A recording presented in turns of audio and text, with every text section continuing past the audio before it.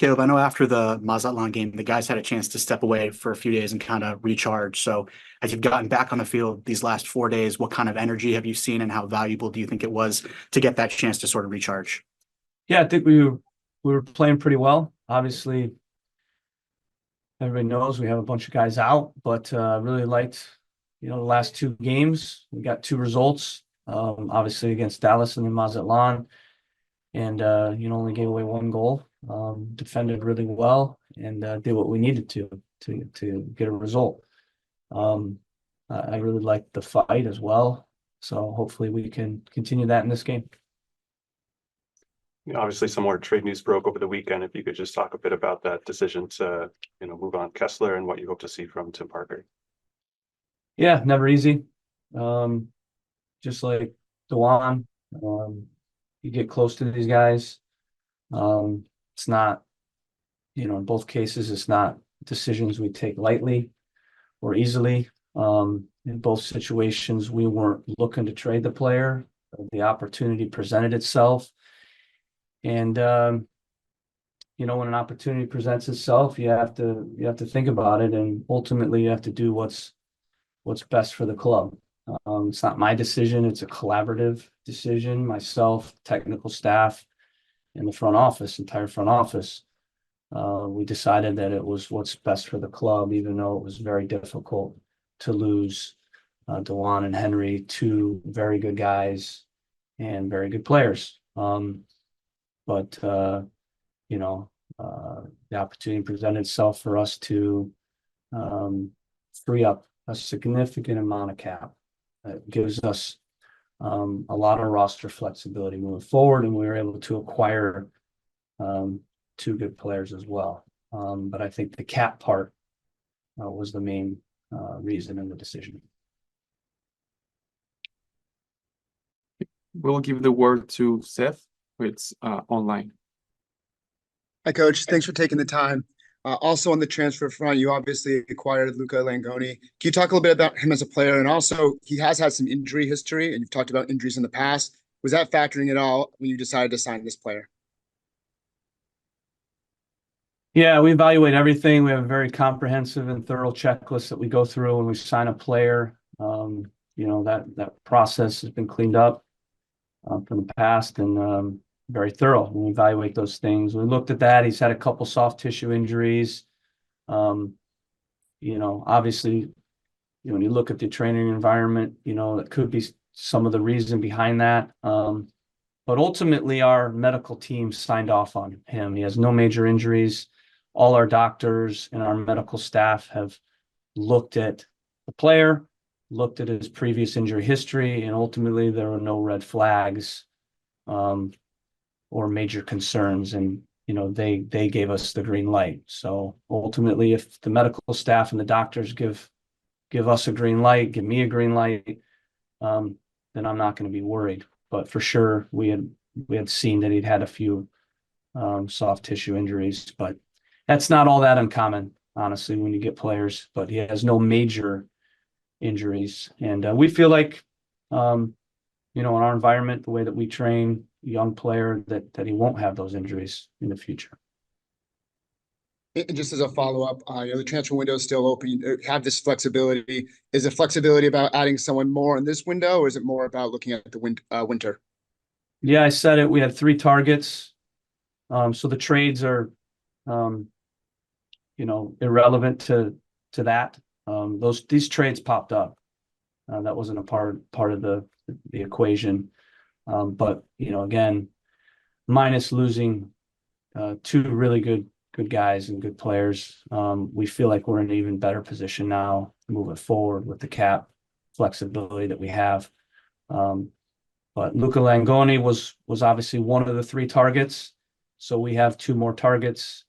Obviously, it's about getting the deal done. It may or may not happen. Just depends. And obviously, if those two targets don't happen, those two positions don't happen, then we will move into the off season and target those same two positions again.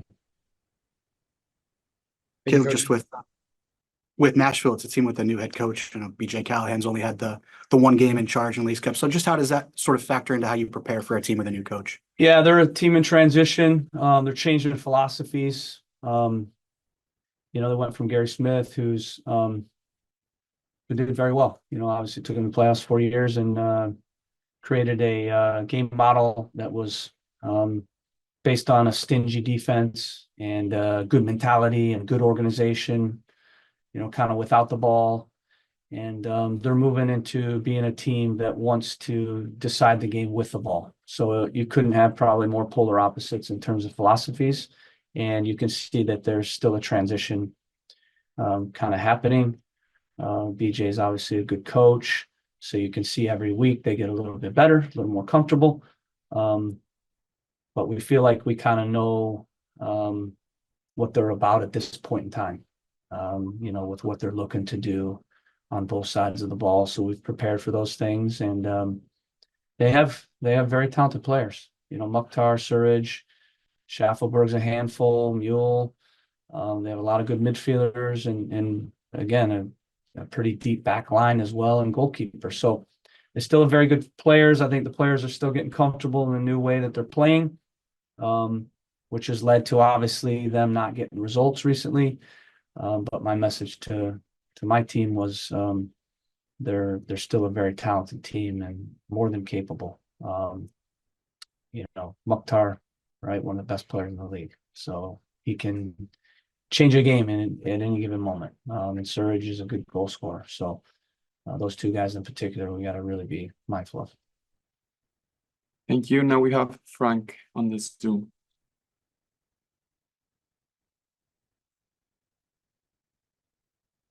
Caleb, hi. Has there been any reduction in the injury list, and can you update availability of Carlos Hill and other players? Yeah, we're getting a little bit every week further along with every guy. No new guys will play in this game, but we are getting healthier and healthier. So I would expect, like I've said, that we should have. Obviously, the players need to go through the final stages of the return to play protocol, but we should have close to everybody being available for the Montreal league game when we start back up in the league. And then from there, we came back and we put together, 4 tough days of training and build up for Nashville. Obviously, a difficult team, but at home we're looking to find a way to win. Thank you. I've seen that picking up 3 points in the first game of the group stage puts you in a good position. So what just is sort of that mindset, knowing you're in a good position but need to go finish the job tomorrow night? For sure, I think you can take positives away from that game. A clean sheet, and we found a way to score a goal. And we'll do something similar in the next game. That's the goal, is to have a clean sheet and then build off of it from there. I know Caleb mentioned none of the guys coming back from injury are going to be playing tomorrow night, but there are guys clearly getting closer out on the field off to the side. Just what kind of boost is that, just to sort of see some of those guys getting back to health and knowing that they're going to be back soon? It's always nice to see, probably some of our better players, coming back from injury is a nice feeling. But we don't have them for tomorrow, so we need to find a way to perform at a high level and find a way to win. It allows us to have another game, and maybe they can come back from injury and, get some minutes. So our job is to win tomorrow, and hopefully that allows some guys come back from injury and get some game minutes. Nashville, a team coming in a bit of a rut and under a new head coach, just kind of what do you expect to see from them, knowing they also need to get that win tomorrow? They're going to be eager to find a way to get a win. With any new coach coming into a team, you want to find your first win. Unfortunately, didn't do that against Mazatlan, so they'll want to find a way to do it against us. They're going to be eager to come here and try and win. So we have to find a way to balance things and to bring our A game and make sure we find a way to win ourselves. We have Seth on the Zoom online. Hi, Matt. Thanks for taking the time. The club obviously traded away 2 big pieces in DeJuan Jones and Henry Kessler. Just your reaction to those guys being traded from the club? Yeah, they've started their careers here. So, I think it's a difficult moment for each of them. Both very talented players, great guys. So we wish them nothing but the best. I grew close to both of them. they obviously got to see my kids being raised here in New England, so they were part of my family a little bit. But they're both very talented players, and they're going to good clubs where they'll be taken care of, and we wish them nothing but the best. But they'll be missed. And just along those lines, what's it like when you start seeing some of these guys go away that's been here for such a long time? And how do you feel about the current state of the Revolution? Yeah, I think we're in a good state. I think whatever the staff is looking to do, I'm fully behind it. They support us, so we as players need to support them in whatever decision they're making. It's for the betterment of the club. So for us as players, we have no decisions amongst what they're doing. We can only go out there and do what we need to do, and that's to perform and to win games.